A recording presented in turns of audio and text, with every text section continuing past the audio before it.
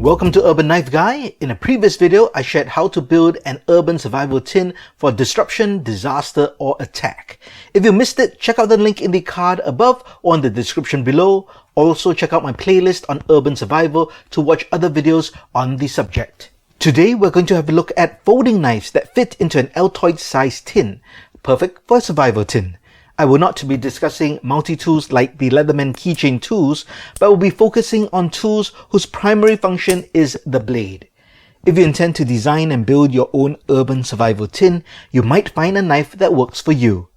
The tin measures 95 mm by 58 mm by 21 mm high. That's 3.7 inches by 2.3 inches by 0.8 inches. I'll leave links to all the knives in the description. Let's get started.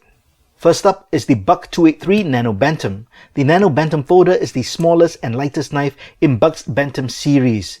This knife has a contoured thermoplastic handle, which I believe is glass-filled nylon, but it's got a nice light texture, contouring, and has got good ergos. And this is a lock-back mechanism. It has a satin finish drop point style blade, and this is made of 420HC with the Boss heat treatment. So it is a good proven blade. It is 0.08 inches thick, and this is a very slicey blade. I've used this a lot and it works very well, I think, as an urban survival knife, and it also fits into the tin. So you will have to put it in lengthways like that, either flat or on its side like this, and it does fit within the height of the tin as well. So I did want to put this inside this tin, but eventually it just won't fit based on my items, but this might work for you. Next up is the Black Fox BF719 Pachinko Bean Generation 2 slip joint folding knife. This design was created by Sergei Pachenko, and this is the one with zebra wood scales. And you can get it in a variety of scales, including full stainless steel. And the scales are only on one side. I did remove the pocket clip so that I can fit this into the tin with other items. The modified sheep's foot blade is made from 44C stainless steel, and there's this oval thumb hole for easy opening, and you can also do it one-handed.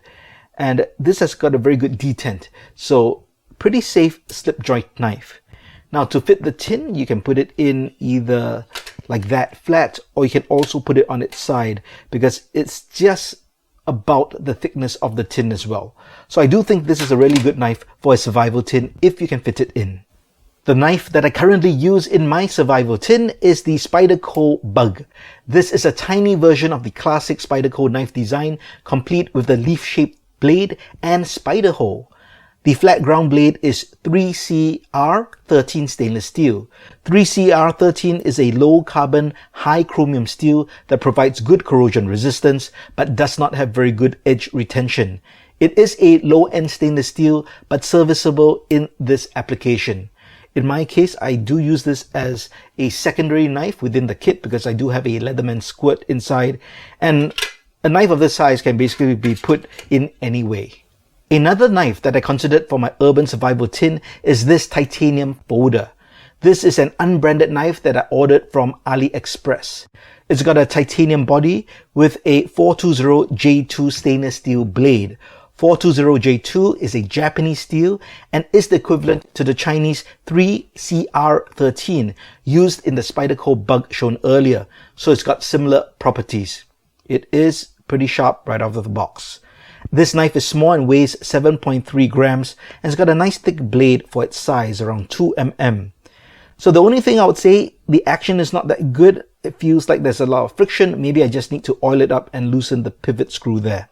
It costs only under US $10, so it is pretty good value. So great size, and I think very lightweight as well. And of course, because of its size, it will fit into the tin almost in any position or way you like.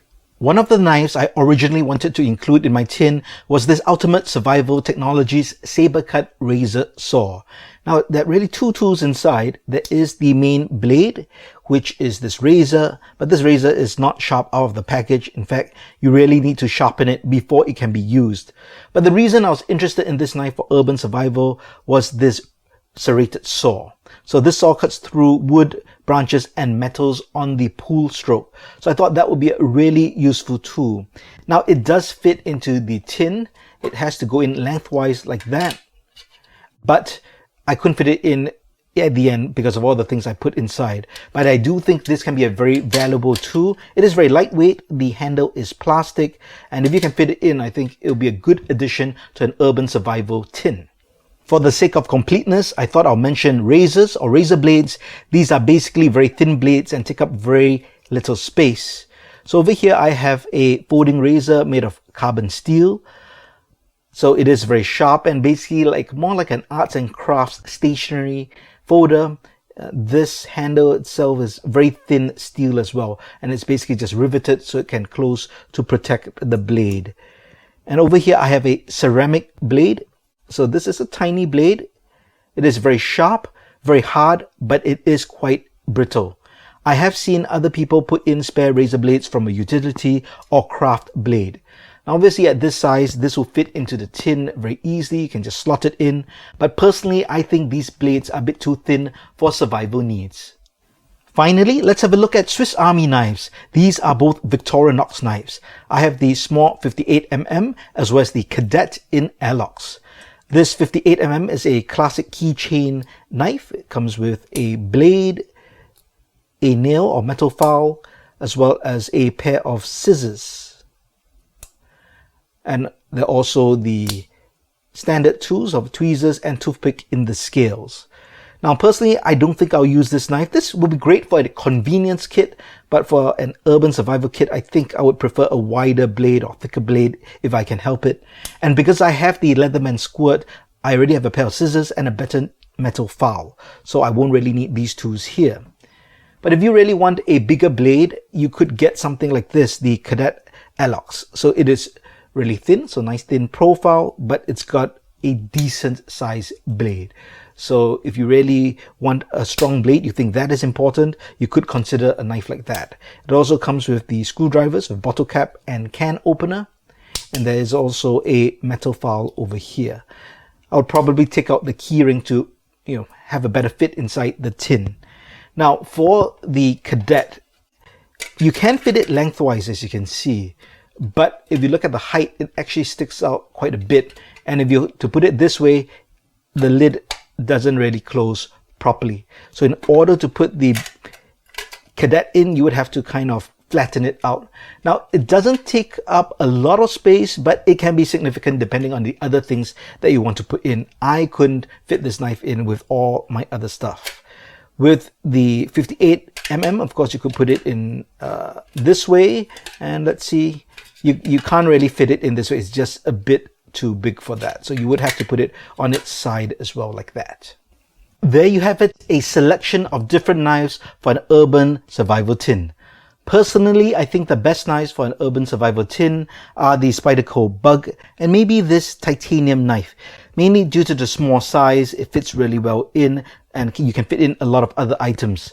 But if you really want a solid blade, I think you can't go wrong with the Pachenko Bean Generation 2. That's such a nice big knife. The Bantam would also work, and if you like one with a bit more functionality, you could also use the Cadet airlocks. Which of these knives do you think work best for the urban survival tin? Or do you have any recommendations for a better knife? Do let me know in the comments below. If you liked the video, please give it a thumbs up. And if you like the content in general, please subscribe to the channel and hit that notification bell. As usual, keep it folded, keep it safe.